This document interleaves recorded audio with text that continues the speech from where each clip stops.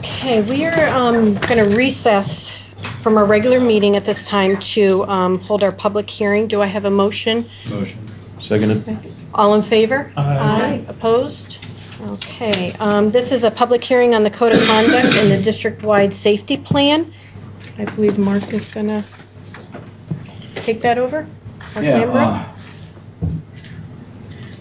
Fortunately, for us this year, there was not a lot of changes. As a matter of fact, everything that was changed in the emergency management, comprehensive district plan, for things that were mandated, by the state, or they were just additions of or changes in staff and that kind of stuff. So a bunch of the sections are highlighted. Kind of went through page 3. I had some wording in there. The district-wide safety person is also known as a chief emergency officer now. That was a state mandated thing. Public hearing, public comment, on page 4. That was changed from October 1st to June 1st. That's why we're looking at it now. And page 5, those sections were also things, wording from the state. And page 6, same thing.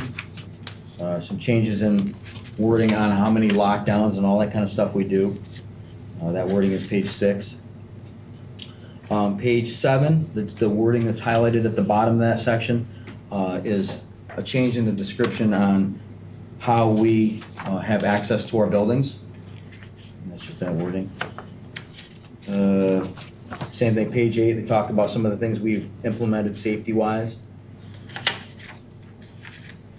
New telephone number for 911 on page 9, and then some addition to the wording on how our VoIP phones, we can do emergency lockdowns or hold in place. Really, that's about it. It's the same plan that we had last year, plus those things. The code of conduct was similar. And there was just something that we had to add with our sexual harassment policy on page 19. And then the back side of that, some wording. Okay. Hopefully you didn't spend a ton of time looking through it. No, Corey was good to us. She highlighted all that and printed it right out. I still read it just in case. Thank you. Thanks, Mark. Thank you. Okay, so do we have any public comment? Questions, concerns? Do you typically wait a minute or not that, How they're not. how are these available to the public? Just so they know. They will be on our website, Yep. That's the only way, or? primarily, yes. You can get them. If you If you request them, I'm ask sure for that they're. Students get a code of conduct for every year. Right, I was going to say this one comes home with the students each year. Is that elementary students as well, or just the? Yeah, High elementary does, yeah. Does, okay. But for the public hearing purposes, they have a chance, they have 30 days. Right, I will inform the press Okay. so they know about it. I've already informed them, but I'll Right. inform them again. Okay. Great. Okay, so since there's no public comment, we will go back into regular session. Do I have a motion? Move it. Second? All in favor? Aye. Aye. Opposed? Very good. Okay, next we have the approval of several minutes. We can either do these separately or do them all together. We just need to give Corey a little bit of time to put them in. Is that all right to do them all together? Yeah. Okay, we have the approval of minutes from May 1st. May 3rd was a special meeting. May 22nd was a workshop special meeting, and then the June 14th special meeting. So do I have a motion to approve it as submitted? I'll move it. Second? Second. All in favor? Aye. Aye. Opposed? All right, Corey, you just let me know when you're ready. Okay.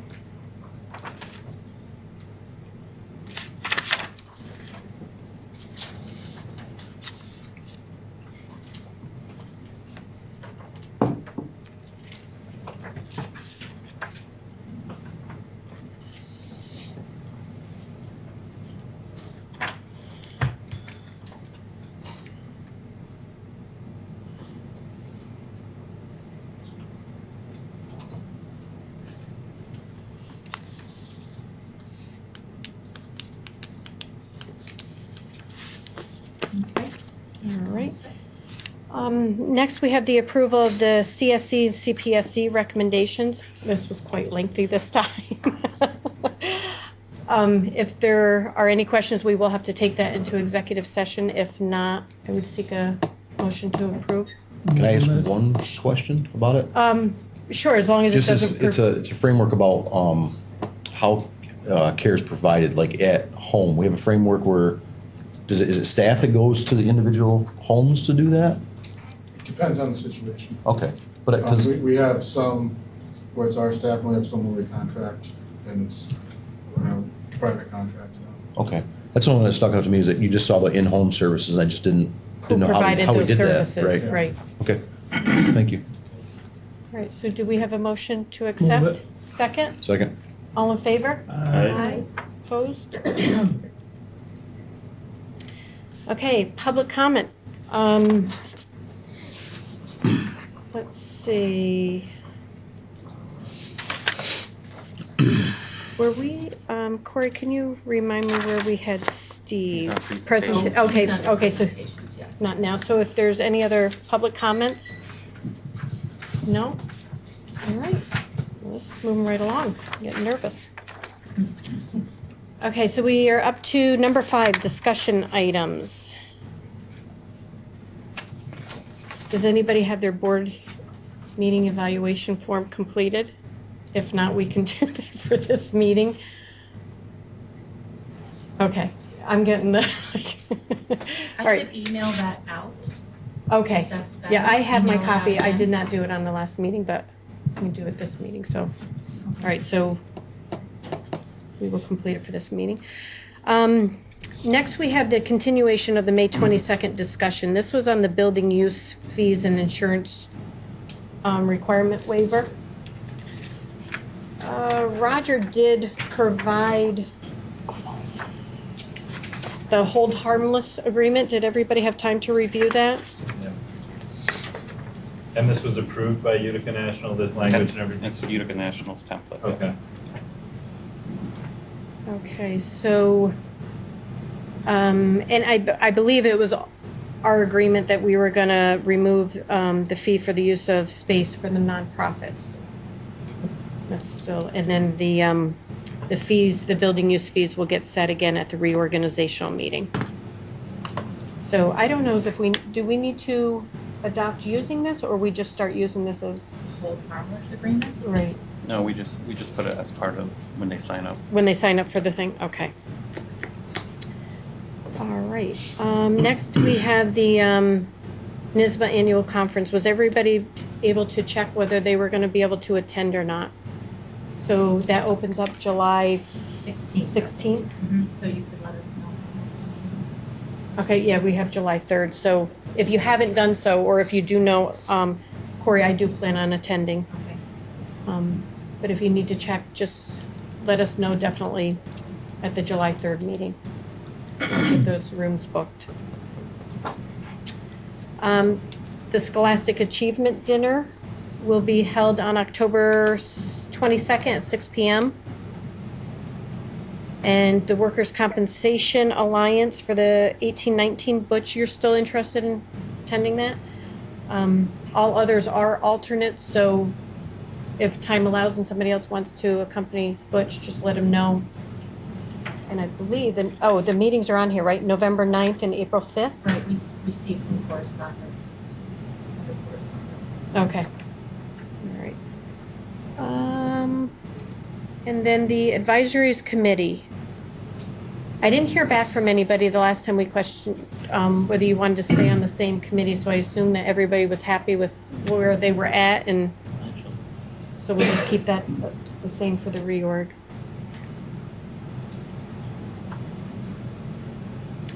And the preference, the order of the meeting rotation, we hashed this around a couple of times. First meeting, like a business meeting, second meeting of the month, we would have, the business, and then go into a committee meeting that would be on a rotational basis. Is everybody still good with that? Because I think the second meeting of the month we could keep to a shorter business meeting. Correct. So you have time to get into a committee meeting and Yep. still be out of here before midnight. Right. I mean, it's just, I agree. Do you have a preference, the order that you want them to go in, who to start with? what month are I we looking don't. at? I mean, we'd be starting in, Or just September? not schedule them, per se? I don't know, is that, You had said you'd like at least the committees each to meet one time per quarter. Right. right. And we have one meeting in July, one meeting in August, 2 in September, I believe, right? Right, there are a few months where you only have one meeting, so you may have to schedule a separate policy. But I think what we're trying to avoid is a situation where we're having the committee Right, and meeting cutting your prior meeting to short. and then being constrained by that Right. firm end time, Mm-hmm. so. And it might even work out that, it probably won't work out that way with our people, with our numbers. Just say if it worked out that we could share 2 committees in the same night if we had to. But I think we'd have a conflict with our, In the same, in the same room. well, I think Yeah. people too, if you the serve on number. 2 committees, depending on what 2 committees meant, you can't be in 2 places at once. But I think we'll have to figure out a schedule, because with regard to like policy, I know that we're waiting to hear back from NISBA as to how they're coming along with our policies. So we may not want to put that one at the front end if we aren't going to have anything really to review at that first meeting. So then maybe curriculum or facilities could jump ahead of that, and then finance as necessary, things like that. So, but based upon the information that we have to work with to make the most use out of that particular policy meeting, so. So I would recommend August to do facilities. You're going to do the walkthrough anyway. Right. We could spend a little bit extra time there and either do a follow-up with facilities or lay it out facilities, issues, things like that we need to be working on ahead of the walkthrough. And then it gives everybody the ample opportunity to see and what we're talking about. Right, and then in So- September possibly go with the curriculum. Yeah, that probably makes good sense. Right. And then just go from there. Okay. Policy, I think, is just going to be one of those ones that's going to be added on quite regularly as we get material available to us.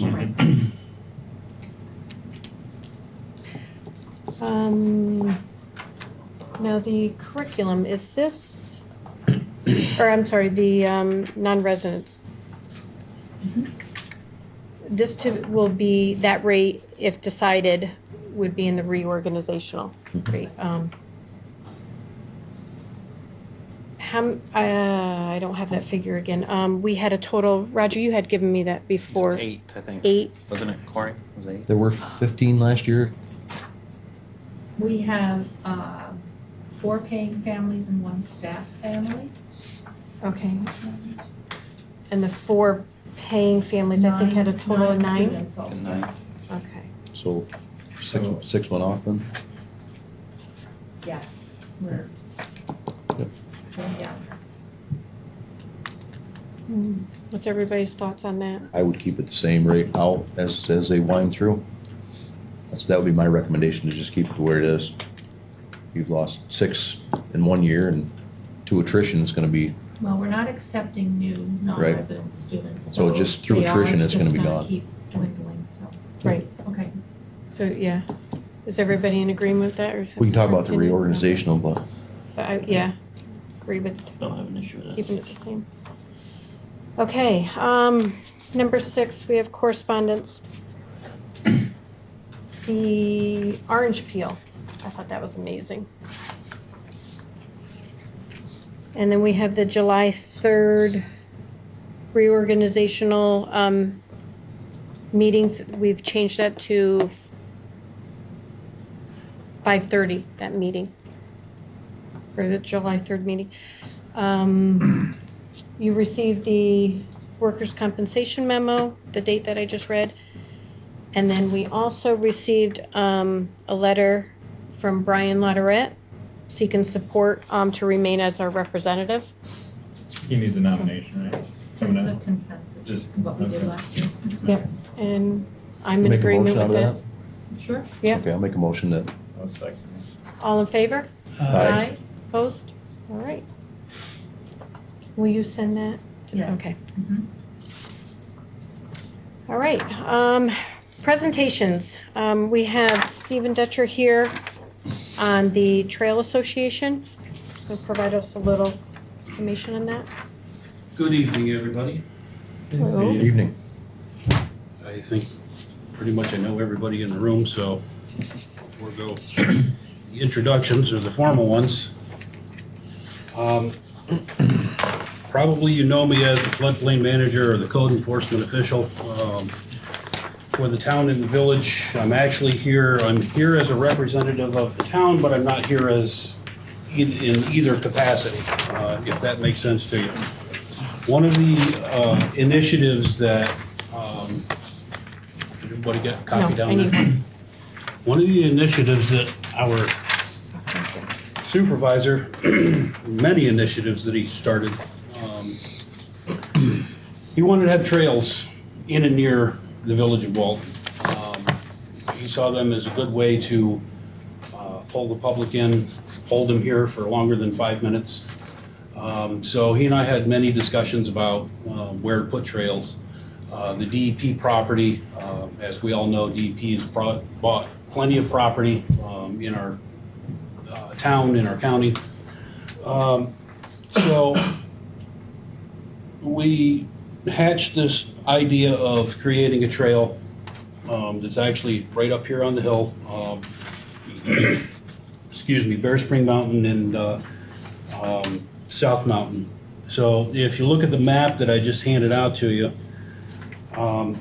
if you go right up here, right up 206 to the lower turnoff on Bear Spring, actually just above the upper entrance of that turnoff, there's a trail. That's a piece of DEP property that they've had for quite some time. That portion is actually public access property, so you don't need any kind of a DEP registration. Anybody can go there, walk around, do what they like. And then they acquired a bigger piece of property, 1,000+ acres, where they were attempting to put the wind tower. And when that fell through, the owner of the property ended up selling to the DEP, so they acquired that property. So if you look at the map, the dark blue line is a trail that I actually walked that takes you from 206 all the way over to South River Road. Down, if you know if you're familiar with the area where Jackson's and Bowker's farms are down on South River Road, comes out right between those two farms. It's about a 4.7-mile hike. So our proposal to the DEP is going to be to put in a marked trail. And interestingly enough, I ended up on the phone with Rick Roberts, who was instrumental in doing the Finger Lakes Trail in the area. And he's looking for a way to get that a portion of that trail off of Hog Mountain Beersbrook Road, because that's basically where their trail is right now. He wants to get it off the roadway. So he's very interested in this trail getting established as well, so that he's got a way to move his trail and get folks to Bear Spring. The light blue lines that you see on there would be proposed possible trails. Again, Finger Lakes Trail on the Miller Road spur or somewhere in that area. I don't know that it would come out exactly there. And then more to the point why I'm talking to the school board tonight, there's a light blue trail kind of in the center of the map that says WCS spur. The school already has trails on their hillside up here. And the thought was, if we can get this ridge trail established, that it would be an opportunity for the school to connect their trail system to this ridge trail system, have access there. We had kind of a pre-meeting, pre-discussion a couple weeks ago now, I think.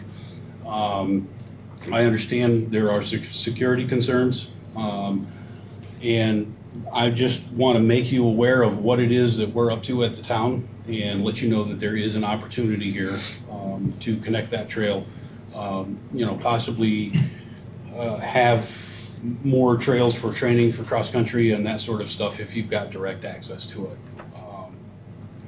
I am in the process of talking with New Hope as well, because they have a spur that comes down and they own property that abuts this larger piece of property, so it would, that's another possibility in terms of getting a loop in. If the school doesn't want to have a direct connection to that trail, we can get one in the neighborhood. My goal would be to have a loop trail kind of on that side of the mountain. That's, get the ridge trail in and then get a loop on the 206 side of the mountain.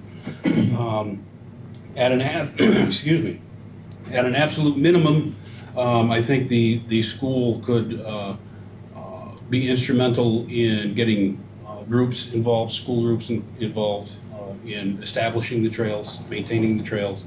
I know that we've, another person heavily involved in this is Lillian Brown, and she has already had contact with teacher up at BOCES, Conservation and Construction, in terms of possibly getting them involved, which would be kind of right up their alley, I think. So I'm just putting it out there as, here's an opportunity. My plan is to probably within the next 2 weeks get the application into DEP for the land use permit. Not sure how long that's going to take, but I would like to believe, a month or so we could get an answer as to whether or not this trail is going in, and I can give that information back to the school, and then you guys can decide if you want to have a direct connection, trail connection. Certainly let me know if you've got student groups that are interested in participating in establishing the trail and or maintaining the trail. Now, this would be no cost to anyone, right? This is just basically volunteers maintaining or cutting a trail. Right. This is volunteers going out. These are all old woods and quarry roads. They're somewhat overgrown. At the most, you've got to trim back, finger-sized branches that are overhanging into the road. There's a couple of, down trees currently across the trail that the last time I was up there, 3 or 4 kids, you could probably roll them out of the way. They're old dead trees that hit and kind of blew apart, but they're sizable chunks, so it's just a matter of rolling them out of the way. Probably the worst part of it in terms of the heaviest workload is going to be down by Route 206, because currently the existing access is actually about 500 yards above the turnoff, so you'd have to walk up the road. I did some scouting. There is an old log road that parallels 206 and comes out just about directly across from that upper entrance, but it's full. It's heavy with blowdowns, so that would probably be the biggest workload, is getting that out of there. And Andy, just a question. Oh, Andy, there you are. Normally I'm over there, I took my spot. Stop moving. Does the cross-country and track and stuff utilize our current trail quite often? No. Well, we don't have a cross-country team anymore. Oh, that's... The track team, with the liability of a twisted ankle, ruining a season or whatever, they do use our fields, but they don't use the trails. So our students don't really use it? PE classes, they do. Quite a They bit, do, okay. Hiking, outdoor education, lifetime fitness type activities. So when we met with Steve, we suggested that, we were really interested in doing it and keeping the school trail separate because we use it for PE, maybe having a trail coming from I don't know if Andy said it or Mark, from the high school parking lot, a trail starting there up to connect instead of using the existing trail that they use for PE. Yep. And that's what I was thinking, the security issue, but also having the access there where basically you cut that trail in half. So people who can't do the full 4.7 miles, at least they have an opportunity to park there and, really gain access to that trail too. So. Right. Yeah. And would that be easier to connect with the New Hope property right there? Well, You No? you wouldn't have to at Okay. that point. I'm kind of using the shotgun approach here. I'm talking to everybody that's got property in the area. Right. And we'll see what shakes out and we'll make a trail fit. Wow. And the word's getting out there that this will be coming through and hopefully people will utilize it. So, Yeah. all right. So, you don't really need a letter of support then? I don't need anything from the school tonight. I just Okay. want to make you aware of it, give the board an opportunity to discuss it, decide what you want to do. If you want to designate a point of contact, if you want to move forward, designate a point of contact, let me know, and then I can work through that individual in terms of, coordinating student groups or going out and stomping around on the hill and figuring out where we're going to put the trail, whatever the case may be. Okay. So do any of these trails on the state now at all? Or are these, the blue you said is a trail that's there, but it's not registered trail? Right, it's not a marked or registered trail, and that's, and that's kind of, anybody could go up there, like I said, the larger parcel, you've got to have the DEP tag, but anybody can go up there right now. The problem is, there's no marked trails. Right. And there's logging roads and quarry roads everywhere. So the idea is for the general public, if you've got a marked trail for them, they're going to be more willing to go access the property because they know they just follow the blue dots on the tree and they're going to, find their way out. Yeah. So the red and the purplish one here are also proposed? Those are proposed, yes. That purple one is actually where the wind test tower was. Just about where the junction of the light blue and the purple are is the clearing for where the wind test tower was.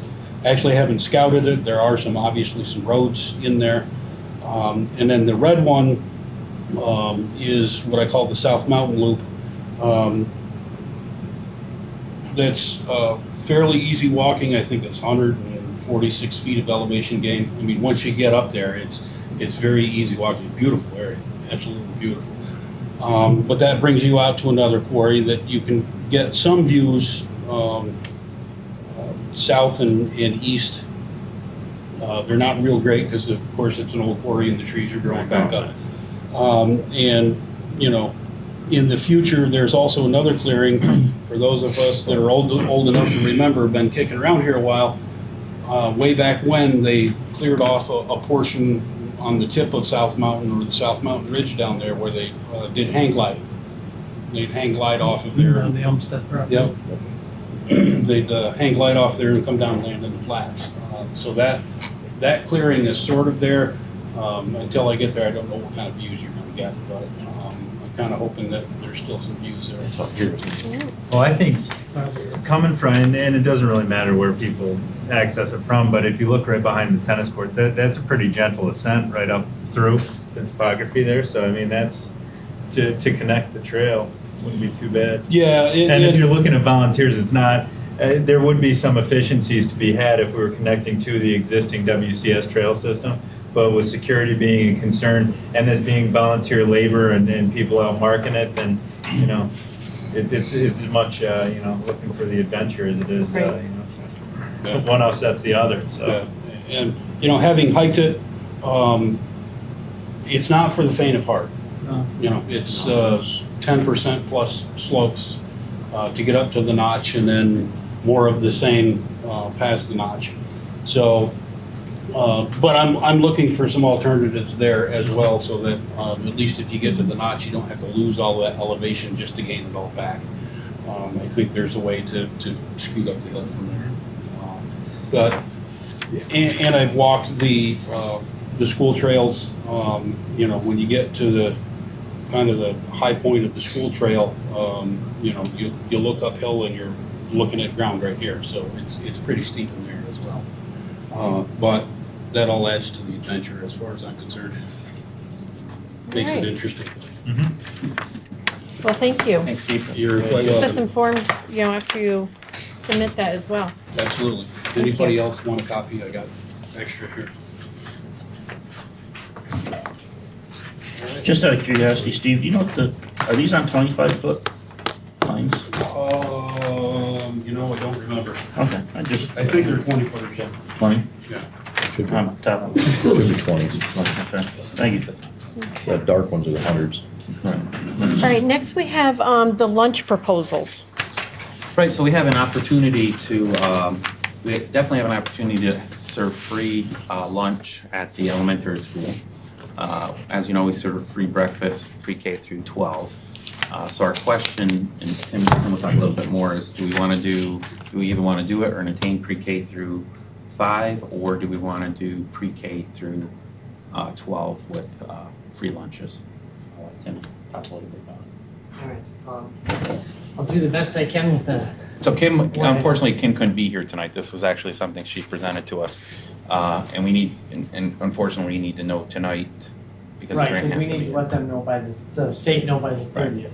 So, basically the way it's the CEP, which is community eligibility provision, you have to have 40% of your student population on the eligibility list, which is where they do the drop, where they're on some sort of service from the county or the state, all right? We reached that threshold for both the elementary school and the high school, middle school.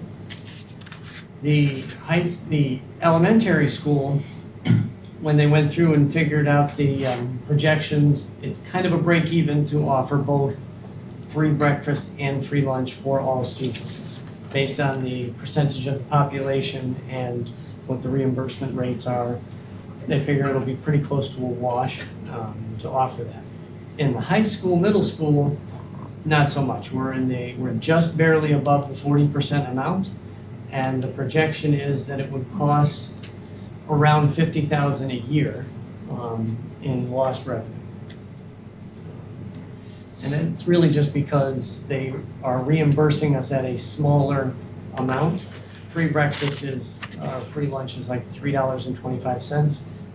For when you move into the others, it's like $2.50 that you get for all the meals. So you get a lower dollar amount, so obviously the challenge is to get more people to partake of the free and breakfast and lunch, and we'll get more revenue. So there is a possibility that you don't necessarily lose the 50. It really depends upon how much people come, how many kids use the breakfast and lunch. If they come, we get more reimbursement. So is this something that a family has to sign up for and be approved, or is this something that a kid just walks in, goes to their lunch line, and here's your meal? That's correct. Just walk through the line. It's just like our breakfast. That's what we do with our breakfast. Okay, so it's English, just- And the more people that utilize it, we get a per meal reimbursement rate. How was it utilized last year? What's that? How was it utilized last year? For breakfast? I think our numbers were high. I think we had a great year. Challenge with the breakfast is obviously breakfast is the cheapest meal of Right. the day, so you don't get a lot of reimbursement. Like I said to you, I think I said that it was $2 and change for breakfast. Let's see if it's on here. So with us, Reimbursement for breakfast was $1.72. so another question for Tim. We've had discussions here, I know, with the policies, and we've changed policies on kids that if they're not paid in full on that. Do you have even an educated guess on what type of revenue we spend chasing that? Because I know we're talking a $50,000 loss It's not in one aspect, but Right, so it's cafeteria sends letters, the principals call, we call them down, we chase them down. I think, and Tim, I don't know, do you have the number? I think when I was here in 2013, we were 80 or 90,000 in the hole. I think we're down to, Actually, From there's from charge out, like Yeah, when you- writing off losses. right. And what do we, you know what we are? we had a fund balance last year. On the books, it was 40,000. Right. But about 30,000 of that was in inventory stuff, so the food and those types of things. So it was about 10,000 that they had in fund balance on the positive side. So Kevin, so to answer your question, this would end the principals calling or the Right. cafeteria people calling, or when a person comes up and they don't have the amount there, the shaming piece, which is the new policy. Yeah. That would end all that. Isn't the state headed that direction anyway? Yes. I mean, they've been pretty active that with their policies, things like that. Seems like they're headed that way to begin with. and I just was trying to chase the dollars and cents, because when we say to the taxpayers, for example, we want to spend an additional $50,000 on providing everybody with a free lunch, but what was the flip of that, of what are we spending to chase everybody that doesn't pay for it on time? Or, I mean, I'm just, there's, Well, last year he said we ended up with a fund balance of about 10,000. In general, what I said is, at the end of last year, there was a fund balance. I don't know if it was earned last year or if it's just been building. Right, This year, it looks like they're probably about break even, okay. within a couple thousand of break even. Now, here it says both schools would cost at least 50,000. Yes. But what Because that's was, primarily high school. The break even is when they do, because they do the building separately. So there's a break even for the elementary school. So the loss is primarily at the high school level. So they do have option to only offer it at one building and not the other building. Okay, so what would be the cost just at the elementary level? There is a break even. They're expecting that the amount of people that come through. You mean for with the both- reimbursement from the federal? Okay. The reimbursement would become a break even for them. between Okay, them. so the cost would be just the high school because of the cost of the lunches. So at the very least, the town school is kind of a no-brainer. Right. You go down that road. So really, the discussion is on whether or not we go down that road on the high school. Well, do we want to just try it at the elementary school level first? But if the numbers are already a break even, what do we, Well, because we didn't budget it this year. Well, that's the first question I'd ask Tim. Well, and- What do you see as the impacts on a budget for going to providing breakfast and lunches? Don't say Well, 50 If it's grand. gonna, right, if it's That's, gonna be. you're like, it's gonna be 50 grand, just like I It's said. 50, but, the other thing with this is that the estimates that they use are based on what's currently happening. The more students that we have that participate in the program, the higher our reimbursement rate. Not only the higher reimbursement because we get a per child, but also the larger percentage of participation increases the reimbursement rate as well. But that's really hard to predict. Right. How many people are gonna potentially utilize the service more. And you're saying there's no time to set out surveys or anything like that? They need an answer by the 30th? Yeah. So so if you put it in perspective, our free and reduced lunch is around 64%. And there's probably another 10 to 15% that are free and reduced that just don't sign up. So you have kids that they just don't do, families don't do it, or kids don't do it. So you have kids that come and don't buy a hot lunch, or they don't eat the lunch, or they might bring an apple or a peanut butter sandwich from school, from home. So that's what Kim told me. That's what she probably estimates what that is, what the free and reduced lunch population is. so I don't know if I'm just oversimplifying this or if I'm missing a point, but if the school went to a free lunch, there would be no paying for any of it, no matter who it was. So your percentage would be 100% of usage would fall under that. I mean, it wouldn't be 100% of your kids using it, but of If using But you had it. still less have to kids keep using track. it, then- Right, you have to keep track of the number of kids going through. It's the same thing. Right, but I mean, Same thing. they would all be under the program driving your, The challenge with it is that when you look at the 40% number, the 40% number, it's 40 in the high school, middle school, and 46, I think, at the elementary school. But those are people that are getting services. Our rate of free and reduced lunches is more on the order of 70 to 75%. So those are people that are getting free lunch but aren't necessarily getting services through the county. So that's why our amount comes to being 40%. So when they use a number to budget, did they use 70? Did they use it? They add, well, both numbers come into play Okay. because they use that dollar amount to calculate what the potential amount would be for full pay for lunches and the free and reduced amount. You would expect the numbers to increase if it's a free service. Yeah, and she Right. was pretty conservative. She really had an increase of 2% for breakfast and 10% for lunch over what our utilization was in the previous year. So do you think more kids would Yeah, eat lunch if absolutely. the If they know it meals was were free. free? Absolutely. back to the money guy. With that 10% in the package being proposed, the reimbursement rates were figured on that 10% of, so we were, with that The 10% loss figured, was we'd be figuring at the 50. 10%, Okay, yes. thank you.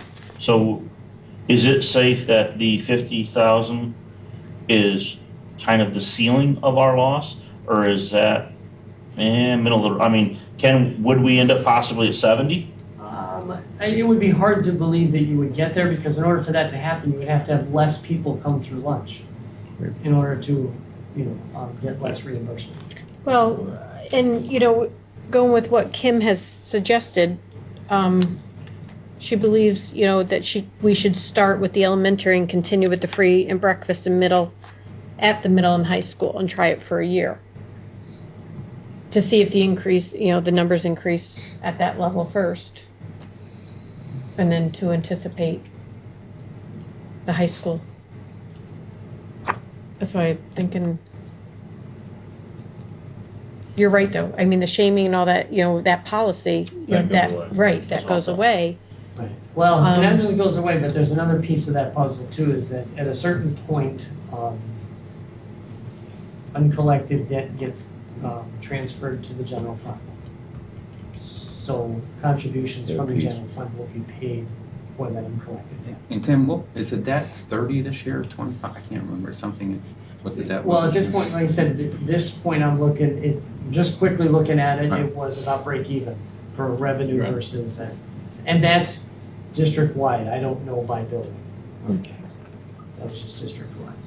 Now, is there a way we could try it with both schools this year? If it didn't work out and we were behind next year, we could It is a go year-to-year, back? yeah, it's a year-to-year sign-up for it. That'd be hard to take away, though, once you establish it. Yes. You know, if we go back to our mission statement, we're here for kids, right? This is what, a lot of, our breakfast has grown into, it's every day that's grown. You see kids eating that every day. The lunches, I think you'd see a huge boom with the hot lunches. I don't know, I mean, you guys are in there, Mark and Andy, See a lot of kids there. Mike, you're in there. Yeah. Well, and we can do a PR of, you know, come eat lunch here, even if you want to bring your own snack Yeah. on the side. We're not saying you can't do that, but get them through the line and Right. maybe their favorite thing is Doritos or whatever. They bring a bag of Doritos. I mean, Right. Well, that's It just is it, because important to this remember- is just a lunch. This Right. isn't a la carte. Right, Right, so right, if you just buy one. stuff beyond, like, all right, my own kid, this is blind, right? So my own kid likes it. That's what I was thinking He too. frequently gets yeah. more than Yeah. the meal. So you go through the first time and then you go through the second time. So the second time would be at cost. So it doesn't necessarily eliminate some of that. So there would be some additional revenue from that as well. Right. You know, that doesn't go away, and that's not really figured into this. That's just looking at meal costs Right. only. Right. Okay. So we don't need a vote, or we just need to know where you guys are so we can either move it forward where you want to go or not. What's the consensus? Start with Townsend School or start with both schools? I think you might better do both schools. Do we know, is Townsend School, like, what was the percentage of Townsend School participating in this now? It was what? 46? 40, yeah. It's Oh, actually, no, no, that's. 46 was that's the what percent it is. of free and reduced. That was like 70 something? Yeah, Townsend Elementary. Federal free rate is percentage of 79 for is free. 79, and 20 was paid. So free and reduced was 79. So the gain is really gonna be on this side of the river, I would assume. I mean,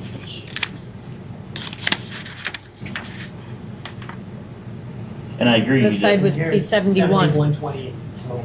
Oh, so it's really split, it's pretty much even.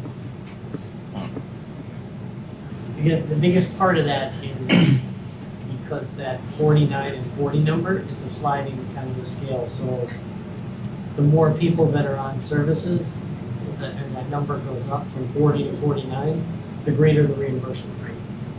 So the reimbursement rate is not only based on the number of students, but also the number of people that are on services. And that'll have a bigger contributing factor than the number of people just using it that's not on services. Well, that's a tough call, right? Because the more people that come, even at a reduced rate, that's what a sale is, right? I mean, when I sell something, I hope to get more people to come and buy it so that I theoretically make more money on it. So that's what this is, the same thing. We're looking to have more people come through the line, even though I'm getting less per meal. If I get more people to come in, then that increases my revenue. Got to make it up on volume. Margin. Your thoughts? I would like to see both schools.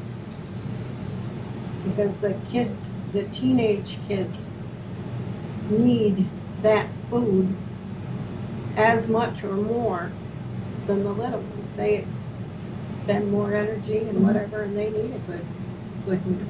And I think of the two, I mean, at both schools, you'd have some kids who, try to disguise the fact that they may do it or not, but the high school level, kids I think would be more susceptible to that peer influence and trying to avoid that type. So I mean, I'd be inclined to agree. I mean, I wish we had more time to talk about it, and would have known.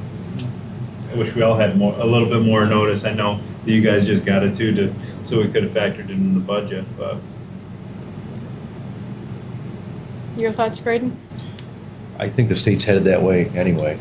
The only concern I would have, if I had my 46 wrong, so you're projecting it 89% using, that's the 10% in there? The For increase the from 79 to 89? elementary. Basically what she did, the 10% would be the number of meals produced, not the number of students participating. It was on the 10% more meals. Just produced That would meals. be. Okay. So you actually have more wiggle room there than Right, she took the thought. monthly Okay. numbers of meals provided and added 10%. Yeah, I'd be inclined. I think the breakfast thing has paid dividends all the way around by what they've implemented. So I think you'd have to expect that lunch would do the same thing. Mm-hmm. So I would be comfortable with that in both buildings. I think the state's headed there anyway. Okay. Yep. And you? Okay, then, fine. And that pretty much does away, I mean, because kids aren't gonna be able to charge a second lunch. Right. No. They've already had one, Right. so. And this is just for students, so if an adult goes through, it's à la carte, adult price, okay. Okay, thank you. Mark? Only one time through, Mark. Yeah. All right, let's see, do we have any additions to the agenda? Okay, so I'm gonna go through the consent agenda. This was a very large packet, just to make sure we're all right, so we have the financial reports. Everyone got the corrected financial reports that you had a chance to review them. And that was for the March, April, and May. We have the transfer of funds, approved bus routes, the approved varsity wrestling merger, the establishment of a scholarship, actually a couple of scholarship changes there, and dispose of the records, that's an annual disposal, and then declare surplus. To adopt the BOCES Cooperative Purchasing Service Resolution. And that is, if I understand that correctly, that's to participate in the cafeteria and the general supplies, right? Okay. And then to award the milk bid, the ice cream bid, to approve the per diem part-time typist, that is the, at the bus garage. Approve 75-hour summer hours for the high school RN. Townsend School. Oh, Townsend School, I'm sorry. That's Townsend School RN. And then approve the 2018-19 summer stipends. And also to approve the 18-19 stipends, which would be the, which are, their summer school are the first ones, correct? That's the summer. Summer stipend, Mr. Hoover, that's for Medicaid. Medicaid supervision during the summer? Yes. Summer school's later. Oh, okay, I see okay, sorry about that. Yes, the summer school or the summer stipend Right. would be the Medicaid, and then the approved stipends are for the different positions. Right, the different stipend positions. Correct. Resignation, we have 2 resignations. Mm-hmm. Then we have the unpaid leave of absence, the emergency appointments, And then the athletic appointment,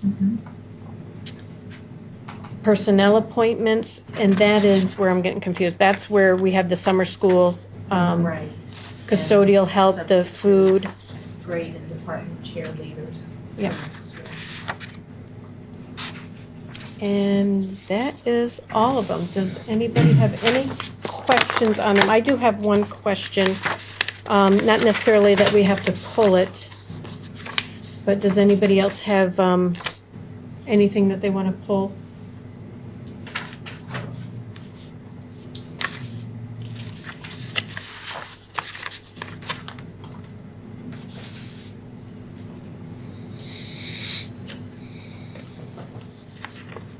There's a lot here, so just take your time if you.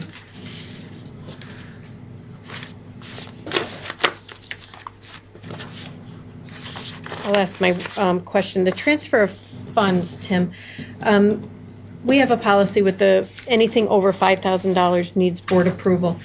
But I do see that there were some in there. Is that still some of the line item corrections that you were doing for the most part? But I Okay. will ask this, so going forward, so beginning with next year, before transferring anything beyond that, it should come to the board first for First. approval before I do that. Correct. That's how we set it up. Is that? Or we can change that at the reorg if somebody wants to do that, but that's how we have it set up right now. I'm just a little concerned because that is a relatively small amount to move between some of our account codes. So Okay. that could possibly slow some things down, but if that's the will of the board, will make do, but it's 5,000 is a little low Okay. for some of those transfers. So do So we, just food for thought. What would be a number that you'd, I do not know off the top of my head. I can get still an idea for the reorg. I can let you guys know. And that's where this came about. This policy came about, or this procedure, reorg. whatever, at the reorg, because there wasn't a firm understanding of what was going on, so we wanted a little bit more information as those transfers were made. So, yeah, if we could get it. so we'll bring that back at the reorg. Okay, so, you want to have discussion there? I just want to make sure that it's ahead of time that you're looking for before the transfer is done. Because I know that there has been, we do the transfers and then you guys are informed, but you want approval prior to that money being moved. that's That's what the we, way it On works. that value, that was the That's what idea, it was. the intent. yep. But our reorg is next week, and then we'll address that at And that when time. we originally proposed, it was 1,000, so can you imagine how much fun that would be? But I think we can definitely discuss newer thresholds, and I think at that point, you could go through, up to a certain amount, you could do it on your own and then just report. I would be comfortable with just a report as to what it was through certain thresholds, and then you could bump that threshold up to And get through the approval financial on. reports, the detail that we're getting on the budget transfers is very useful. We're able to see exactly and compare those budget lines now, so that right there was half the battle. So I think Yeah. that helps a lot. We got a lot on the plate for tonight, but reorg would be a good one. Okay. So you're gonna have a proposal basically for us to look at? You can talk myself into work. All right. Nice job, Tim. Keep it up. Okay, do we have anything else on the consent agenda? No, okay, do we have a motion? Move it. Second? Marilyn. All in favor? Aye. Opposed? Carried. Okay. All right, we're up to new business. This is the, accept the annual meeting and budget vote results. I'll move it. Second. All in favor? Aye. Opposed? Carried. And then we have 10B, the bus lease bid award. This is, and we only had one bidder on that, correct? We have Motion. second? All in favor? Aye. Opposed? All right. 10C, we have accept donations. We have $875.50 from parents from a fundraising breakfast to the travel club. We have $250 from Tweedy Trucking to the Walton Chapter FFA. And we have $395 from the Walton Lions Club for the 17-18 Hugh O'Brien Youth Leadership Seminar. Very nice. Do we have a motion? I'll make it. Second? Second. All in favor? Aye. Who did the second? Butch, right? Thank you. Or Paul did, Paul did? Oh, I had him backwards, okay. doesn't make any difference, put somebody No. down. And then 10D, approve soccer camp bus transportation. Since they're on the go. Yeah. Yep. Yes. All, Should we discuss it? so do we have a motion? I'll move it. Second? Butch, second. All in favor? Aye. Aye. Opposed? Carried. Okay, and this is a transportation contract with DCMO BOCES. Does anybody have any questions on that? This is to provide summer transportation if needed. Do I have a Move it. motion? Move it. Second? Second. All in favor? Aye. Opposed? Carried. And then we are up to 10F, renew municipal cooperative agreement. This would be for our labor relations specialists. And this would go from July 1st, 2018 to June 30, 2023.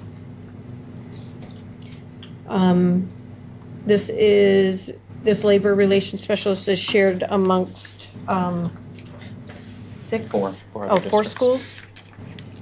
4 other districts. So there again, that is a split to the amount that we,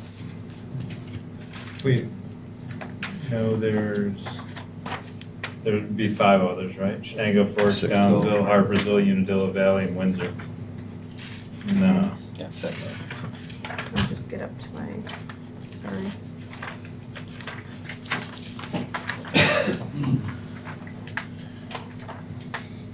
Oh my Um, goodness. That's not a BOCES provided, huh? No, it actually goes through Windsor Central School District. Windsor? Windsor carries the health insurance and payment, PRS, And just apportions it out to the, to the other districts. do you guys meet down there? We usually meet about once a year, twice Once a a year year. for meetings, do evaluations, and then talk about anything that's going on. And it's usually it's been in Harpersville. So.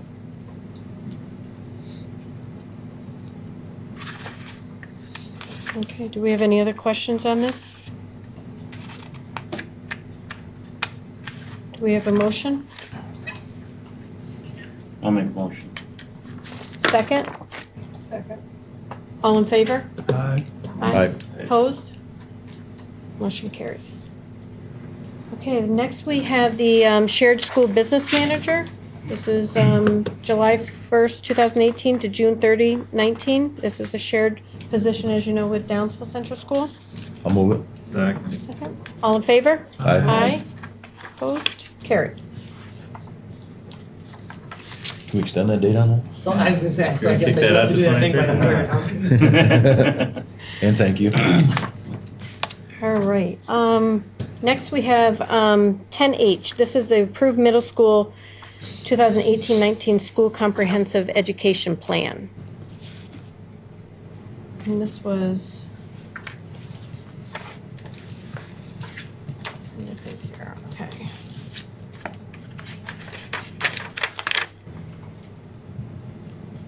I think we Okay, did and- this last year too. Yeah, and it's typically 4 meetings that they usually have, I think if I remember right, they compile.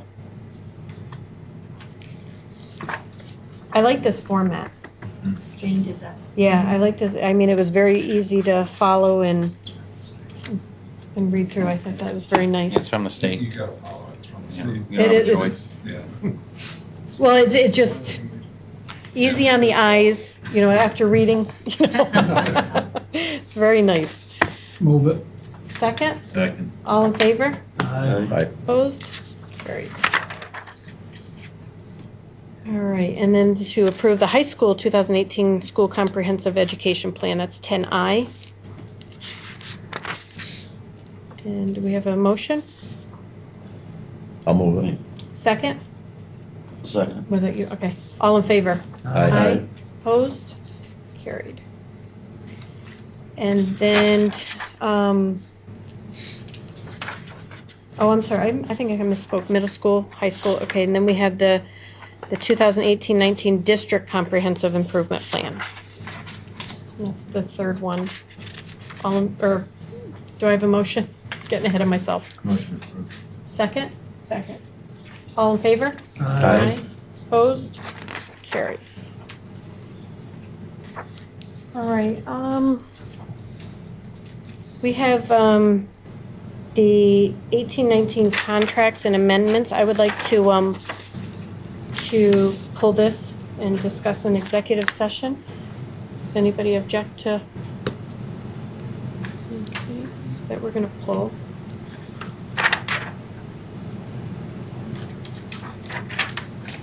And then 10L, that's a create an administrative aid position. Can we pull that into executive? Yeah. I just don't understand, I guess, the difference, and I'd like a little clarification on that. Okay, and because that will go to our next one, 10M, I assume we'll pull that as well, Maybe. the reclassification.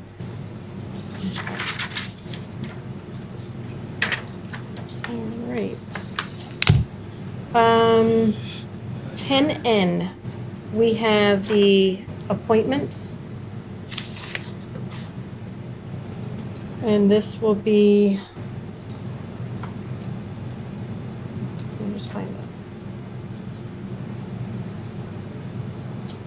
All right, so we have Adam Hoover. And also Adam for the Committee on Special Education Subcommittee, Committee on Preschool. And then Noel Granger, Special Education. And Aaron Jinkovic. The W is a V. Okay, Took me Jinkovic. about 15 times Thank before I got you. it right. Makes it a heck of a lot easier, though. As I introduced her around to everybody, by the 15th time, I think I got it correct. All right. All right, and that is for an elementary position. We have Sally Lauser, custodial worker. David, is it Riker? And that is a custodial worker. And then we also have Randy Beardsley as a custodial worker. We have a, I'd move that. okay. All in favor? Aye. Opposed? All right, and we're up to old business. This is the revised date, time, and place for the monthly meeting. And that was just the 5:30 p.m. time for the reorg, and then also August 21st. Right, we That was moved a- the hearing, which is normally in August to June. Okay. And that's why the June 18th is highlighted. And then there was something else that The committee meetings may follow on the second meeting. And I think that was it. So 11A, do we have a motion? Make a motion. Second? So, All in favor? Aye. Opposed? Carry. All right, we are up to the policy first reading. Does the policy committee want to give us a highlight on these? No volunteers? you know, Do you want mine, Paul? Mine all out. Have you guys had the opportunity to read through these yet? For first readings? I have. I had a question on the graduation. Sorry, the graduation ceremonies. I'm just wondering if was that one that just came to us from NISBA? Yes, those are all, any ones that come forth are from Nismo. Okay. and some of the policies replaced old policies that really the language wasn't consistent Not even with. close. I was trying to be diplomatic. Yep. Wasn't consistent with, current description and the like, so. The policy that we have now in front of you for charging school meals, I'm not sure how that's going to apply now, but whether we need to pull that, revise I think it. that's a requirement that we Yeah, by have it, July right? 1st. Right, has to be in place July 1st, obviously, we're not gonna make that. And this template did come from the state, Mhm. Kim provided that. And Above granted, and beyond it's almost going to be rendered moot, but it's still. Okay. And the policy on graduation ceremonies, the only thing that I have a concern about is the breakdown of the Board of Education will establish the date for graduation ceremonies, while the administration will determine the place and program details, including attire. I personally would like that a joint decision, just so we had feedback, especially like if, you know, how the school has it outside and, sometimes we have to have it inside for bad weather or something. The board wouldn't have a say on that. And I'd almost like to be able to have that discussion. I think, I don't know if you need a policy to put it in there, but that's always been discussed with the board, whether, I don't know how much control you have, whether it's inside or outside, it depends on the weather. Correct. It isn't, if it's nice out, they have it. The high school plans it, a week and ahead, they start planning it out with facilities. It's gonna be nice, they know, it's gonna be outside, and then they wait till, usually it's Thursday, right, Mark, is it Thursday? That they usually wait. And we've always had that discussion, Yep. Before, where this would eliminate that discussion, the way I read that, unless I'm reading that. Some of the discussion you'd have is you could set up, why couldn't you take graduation, set it up for Friday night or Saturday, and then play, at least you have 2 opportunities to miss the weather. You know what I mean? If you could do a Friday night. I saw a couple Friday night ceremonies that were broadcast. I thought they were tremendous. If you had the opportunity to do it on Friday night, we would have had no weather versus Saturday this year. So maybe we want to start looking at potentially having a night or the next morning opportunity. and that's what I'm saying is we would not have the opportunity with this policy to have that discussion. I'm going to be devil's advocate here. I think you got to set the date a year ahead, only because you have people coming into town, they have date, Right. if it's Saturday, it's Saturday, if it's Friday, it's Friday. So then we would set the date and say it's Friday and or Saturday, depending on the weather. And then those same people a year in advance have 2 dates, Yeah. and they're within 24 hours of each other, so. So, Honestly, for me, and this will not be a favorite of our community, personally, the graduations that I've experienced indoors, I prefer over the outdoor experience, simply because of the fact that the background noises, whether it's wind, vehicles, people mowing lawn, whatever the scenario you want to throw at it, you eliminate that, and you can start setting up on Monday before if you wanted to, because weather is not a contributing factor when you're indoors. You can, so could we pull this policy just so we could possibly, like my suggested wording would be the Board of Education and the administration would establish the following, so we can have those discussions. I don't have an issue with pulling a policy for the first reading, pull Yeah. 5140. Is everybody okay with that? And 5141 is the graduation requirements. I don't know as though there's a lot of flexibility for that. That should stand as written. Right. So. Right. So I'm removing 5140.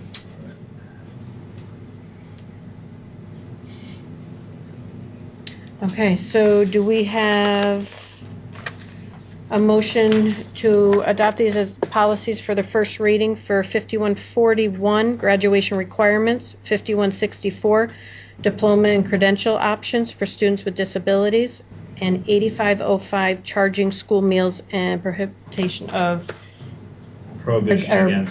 against meal shaming? Do I have a motion? So make a motion. Second? Second. All in favor? Aye. Opposed? Carried. Thank you. Not in the head doesn't do any good. We do have to amend 5140 because it is cited in 5141. So we have to follow this up. We can't kick us down the road too far. No. Because the one you And I just think went through if first it- reading. this we could bring back at a reorg. I mean, couldn't, no? Yeah, I mean, if Because if the policy committee is fine with that. minor language addition, Yep. And then the question It really, shouldn't be. do we have enough time? If we bring it back at the reorg, is there still enough time to get the two together for the next You meeting? need 25 days. But that's, I mean, we'll be off Either that one. or just change the wording into it and move it out. did you have language beyond that? I just want clarification. Academic and other awards and scholarships may be presented along with the diplomas. Now, right now, Mark, what you had done, we call up the scholarship winners, the award winners separately. Is that gonna, because we used to do it both ways. We used to do it diploma, and then they used to announce all the awards And of that's that how individual. Mike did it at the elementary school. He, as he called the individuals came up, he would read each of the scholarships award they had. I So, think does it make? Says no, may. it doesn't. I like It's it the not- way, it's not I like, binding. It right. says I- may. No, I mean, that's, yeah. I think Okay. if the board, you know, right. the other piece of this, if the board wants the graduation a certain way, you know, talk with the administration and say, this is how we would Right. like this to be done, Right. and work it I out. thought I mean, that was very nice this Yeah, year. I thought it went very well. I was very happy. Yeah. So yeah, that was the only change that I wanted, Right, that's always been the way. and that's, yeah, that's nice at how they do it. So I just wanted to make sure that that wasn't binding that way. The Board of Education and the administration will establish the date for graduation ceremonies and determine the place, program, and attire, and including attire. So combined. yeah, the Board of Education and the Board, and the administration. So we can bring that back next week. Next week? Okay. All right, so we are up to administrative remarks. Right, I was gonna say, we didn't talk about facilities. Was someone going to report out on facilities? Oh. Am I We right? went right by that in the business. Thank you. Good. Yeah, so facilities we met, and there's a document that looks at both campuses that is very intensive, all the way through wing by wing, ceilings, parking lots, everything you can think of. We're trying to pare that document down. It's obvious that the structures at WCS need some attention. It's been a long time since they've had some major upgrades and maintenance, so we're really trying to look at a capital project in the future that really puts the roof back together, some things like that, locker rooms, and we're trying to pare it down to a reasonable request of the community to approve a capital project. This is going to take time. We fully realize this is going to take a long time. It's going to be years before you'd ever, if everybody said yes right now and the community supported it, it would still take years to develop what the actual designs are, plans, and then construction. So this is a long-term process, but I think the facilities committee was very confident in the fact that we have to get off base and we really have to start thinking about securing the campus better. For example, on both campuses, we need security needs to be upgraded. The amount of openings that are available for people to come in and out needs to be kind of tightened up. Windows, the locker rooms, for example, there are And the other repairs that wing need to here be with the done. glass and the window, Yep. the wood. Yep. We discussed parking lots, we discussed adding new parking or more parking ability to the current system. And then we got into that with the state aid, and, you know, at times I'd like to take just top layer blacktop off and patch it, because I don't think the sub base is really bad personally. Can't do that. But with the state aid, Right. you can't do that. You gotta go all the way through all the blacktop and get down into the dirt. And it's just, New base but, then. and it's one of Costs those much things, more. if you don't jump through their hoops and take that funding from the state aid back, you're bouncing all on the local backs. I mean, it's kind of a bitter taste, and I think it's, like Graydon said, it's gonna take some time, and we're gonna have to do some definitely talking, because we don't have any, this facilities here have been,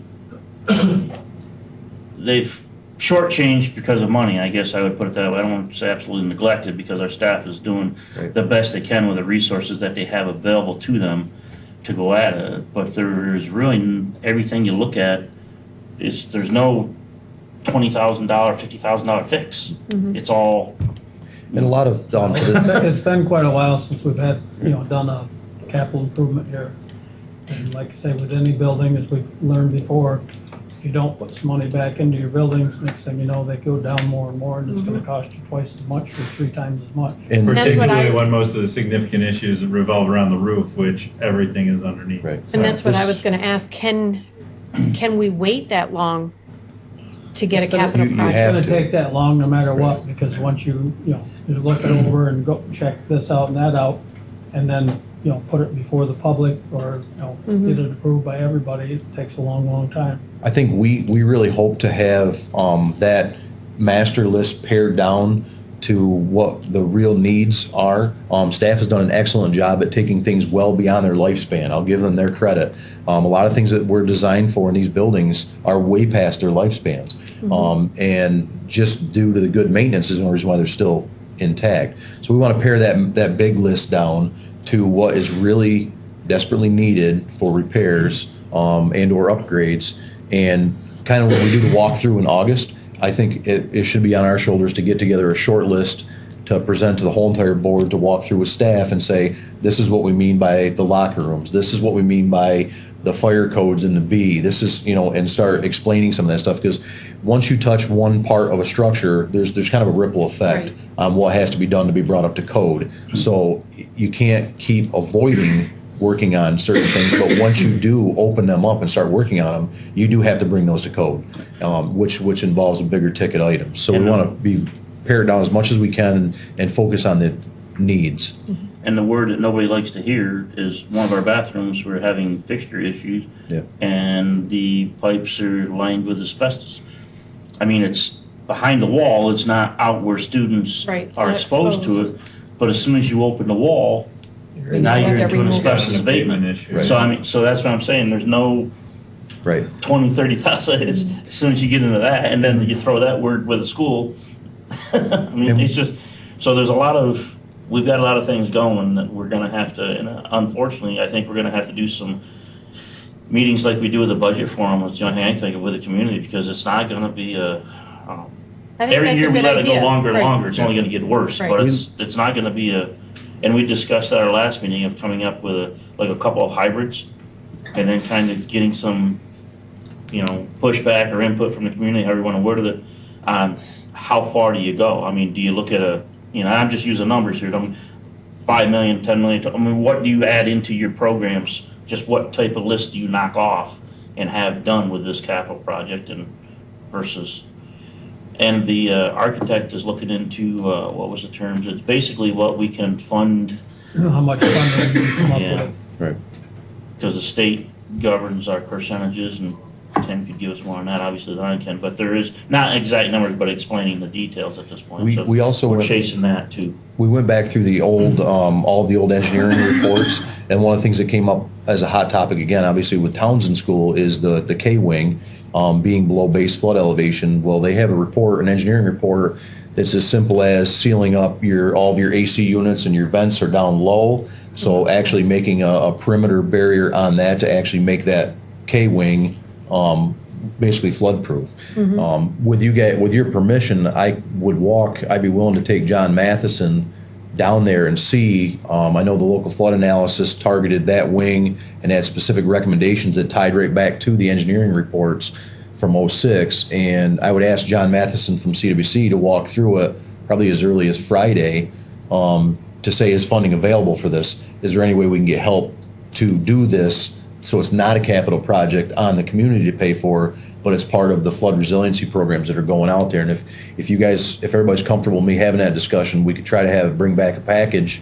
There's no commitment. Yeah, there's no commitment in any way, shape, or form, but And there would be no cost to the local taxpayers. Right. So, yeah, that's it just seems like that's a good faith. Those are the type of programs we need to start taking advantage of.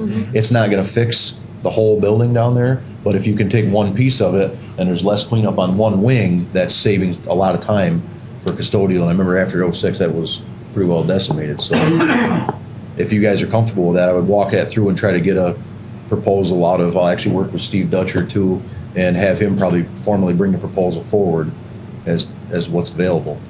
But we're looking at all facets. I guess the bottom line is we're looking at everything from paving to roofs to facilities to structures to asbestos lined pipes to lighting, security. I mean, security's, we keep going by that because it's just such a that has to happen type scenario. That's really part of our capital project, has to be security and minimizing the available openings to the buildings. Yeah, And so- I'm okay with that. And so far, I mean, we could spend a night on this, but so far with the security, we've not found, I don't think, a spot that we're comfortable with how to do that. Because one person, you know, it's all metal detectors, choke them down, and another one saying you don't want to choke people down trying to get them out because now you got a bottleneck situation if there is an emergency. Right. So what, I mean, is Yeah, I'm fine with that. I mean, if anybody else from the facilities committee is available, you know, when he schedules that, that's fine. But I think what we're gonna try to do then for the whole board is for our walkthrough date, we probably should push consultants to make sure we have, here's what we're talking about, and have that list pared down so that we can really have a good discussion and point them out. Right. Okay. All right, thank you. Okay. Okay. Well, first of all, you know, it's the end of the year. I want, you know, our teachers or staff worked hard all year. They've done a great job. The administrative team, they put a lot of time and effort behind the scenes. Mike and Andy, Tim, Mark, Rob isn't here, and Jane isn't here.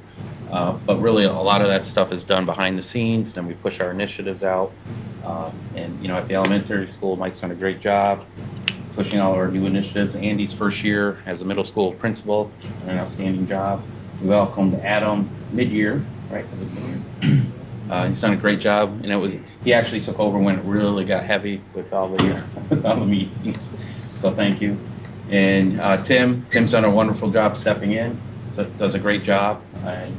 Mark with the safety team and the discipline pieces that he does and managing personnel and people has done a tremendous job. So, you know, I just don't want them to go unnoticed because lots of times we sort of forget about our district leaders, and they've all done a tremendous job. So thank you guys. Appreciate it. Thank you. You know, I just want to repeat our, you know, I was very proud of our graduation rate. Again, that has to do with our teachers, our staff, our administration. We're up 11% in 5 years. So we had 92% graduation rate, which is tremendous. Very pleased about that. It's 11% increase. We had 23 honor graduates, which was huge. Our high school was named a bronze high school from USA News, which was tremendous. So, and that's an effort between everyone from pre-K all the way up to our staff here at the middle school and the high school. So thank you. I just got our Panorama climate survey. We talked about this at our administrative survey, so I just want to give you some just some summaries. For climate, family members, and everything's up. We're up 8%. Our teachers and staff up 4%. Students were down 1%. Communication for family members were up 1%. Teachers and staff were up 11% for communication. Family engagement, family members up 10%. Teachers and staff were up 10%. That's about 86%. High expectations, family members up 8%, teachers and staff 1%. Our instruction, and that involves curriculum for family members, understanding, is 10%, teachers and staff 10%. Leadership, which I'm very proud of, the family survey's up 5%, which is at 81%. Teachers and staff, 85%, that's up 5%. The sense of belonging from our family members and our community are up 6%, which is about 78%. Our teachers and staff is up 7%, which is 86%. Student engagement is up 3%, which is 63%. Teachers and staff up 5%, which is 69%.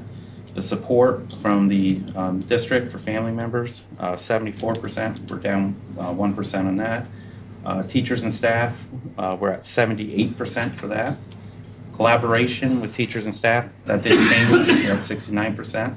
Parental roles for teachers and staff are up 8%. Safety, 72%. We went about 8% down on that.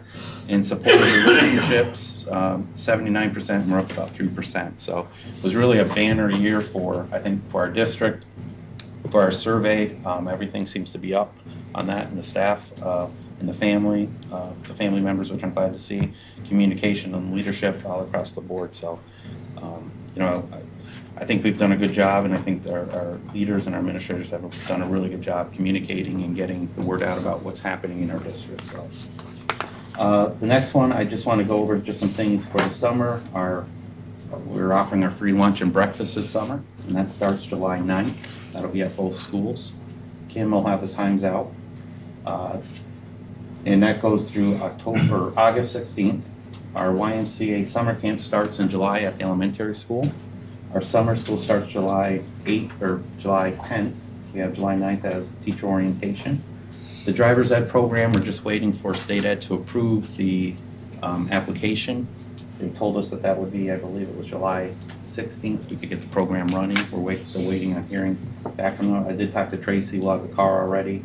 I know that Rob and Justin have talked with some of the students that were interested in it.